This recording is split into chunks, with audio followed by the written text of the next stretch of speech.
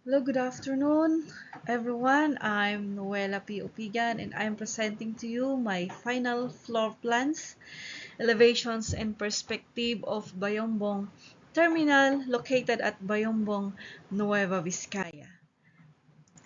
My presentations contains of floor plans, elevation, and perspective. And for our basement floor plans, dito pa lang, pagpasok mo dito sa entrance, syempre slope po yan, pababa po yan. Dito sa driveway, makikita mo pa lang sa tabi niya ang electrical room, kung saan nandun din yung storage room. At saka, ito rin po yung stairs papunta sa ground floor plan. And then, dito sa driveway, makikita mo dito yung cistern, dito banda dito. Kung saan waterproof po yan and are often built to catch and store rainwater po. And then, dito sa parking number 1, parking number 2, 3, and 4, dito po sila banda. Yung nakikita niyo po dito sa picture, parang ganito po talaga yung style niyan. Ito po yung exit pataas na po dyan. And then, hanggang 14 cars lang ang kaya ng ating basement floor plan. Hindi kagaya nung last na 16 po. Yan po ang ating. Dito rin naman sa ating ground floor plan, makikita nyo dito yung pababa dun sa ating basement.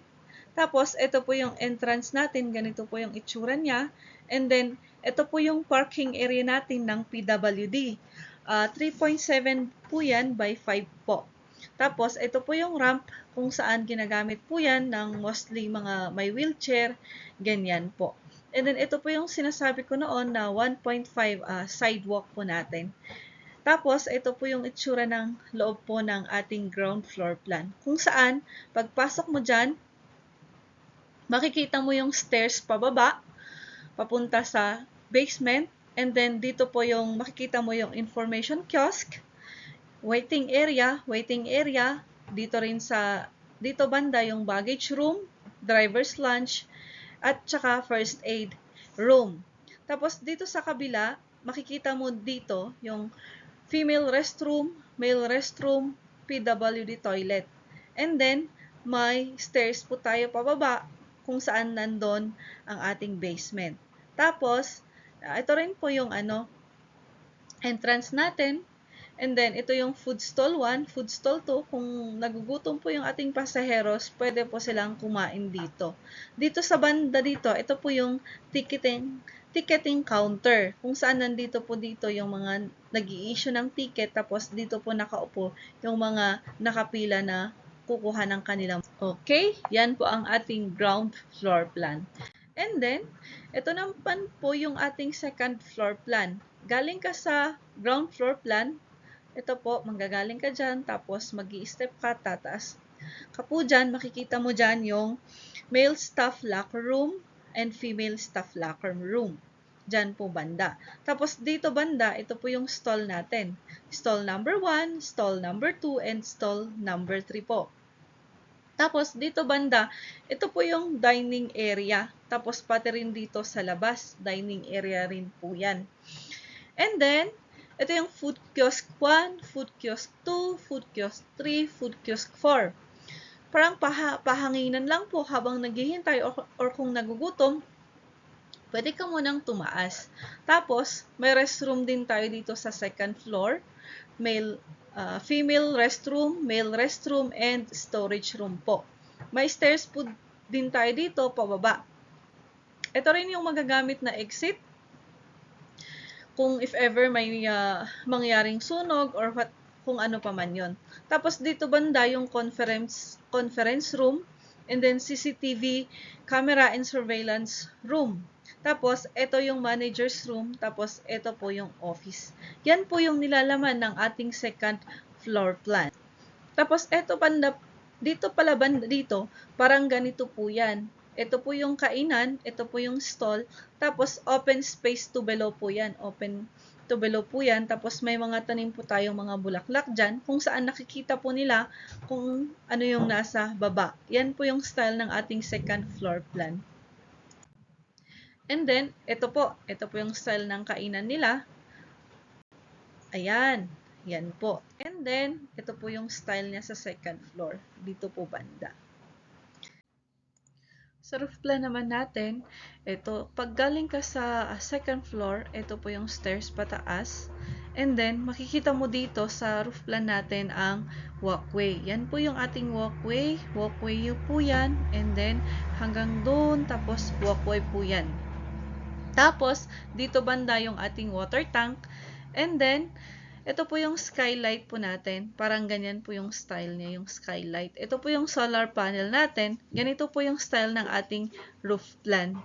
Ganyan po yung roof plan natin. May skylight, may solar, tapos may concrete gutter po dito banda. Yan po yung ating roof. And then, ito po yung style ng roof style po natin. Punta naman tayo dito sa front elevations, kung saan makikita mo dyan yung sabi niyang Bayombong Terminal. Yan po, and then ito yung skylight po natin. Ito yung solar panel natin. And then ito yung 6mm pre-painted rib type long span roofing. Ito po. And then ito yung SR021 Tule White, yung paint po ng ating terminal. And then, glass railing po, kung saan pwede pang kumain po dyan. And then, dito sa banda dito, powered coated aluminum frame sliding with awning window. Yan po yung mga materials na ginamit. And then, dito naman sa basement, from basement floor, finish floor line, hanggang sa ground finish floor line, 3 meters po yan, hanggang pati rin sa second floor, and sa roof deck finish floor line din po. And then dito naman sa apex, may 1 meter po tayo dito. And then dito po banda, from column to column, 4 meters, 4 meters, 4 meters, containing of 12 meters po lahat. Yan po yung ating front elevation. Ganon din po sa ating rear elevation. Ganito po yung style ng ating rear elevation. Makikita mo dito yung tangke natin. Pareho rin po yung nagamit, yung mga materials na nagamit. Yan, and then yung ating right side elevation naman, ito po yung skylight, solar panel, yung 6mm thick na pre-painted green rib type long span, ito po. Tapos yung Tule White natin na paint, ito po yung glass railing natin. And then, sa basement din. Bale, 30 meters po yung ating right side elevations. Ganon din po sa ating left side elevations. And then, ito po yung style ng ating cross sections. Ito yung basement, ground, second floor, and roof po. Yan po yung ating elevations. And sa ating longitudinal section naman, ito po yung style ng ating longitudinal section. Ito po yung basement natin, kung saan makikita natin dito yung parking space ng cars, ng ating cars. And then, dito sa ground floor plan, ito po yung style niya. Sa second floor plan naman, ganito rin. And ito rin yung ating roof.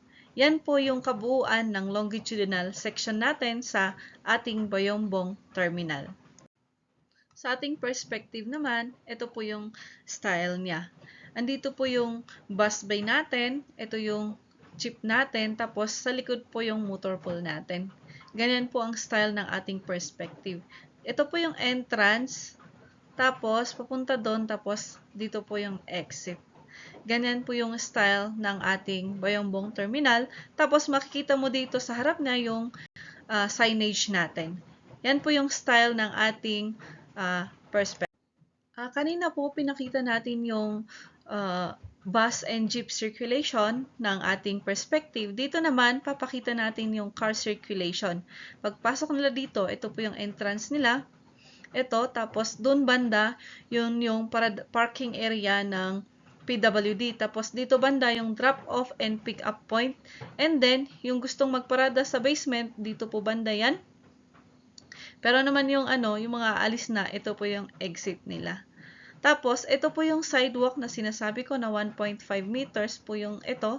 Tapos, dito po may 1 meters din po dito na sidewalk, may 1.5 din po doon.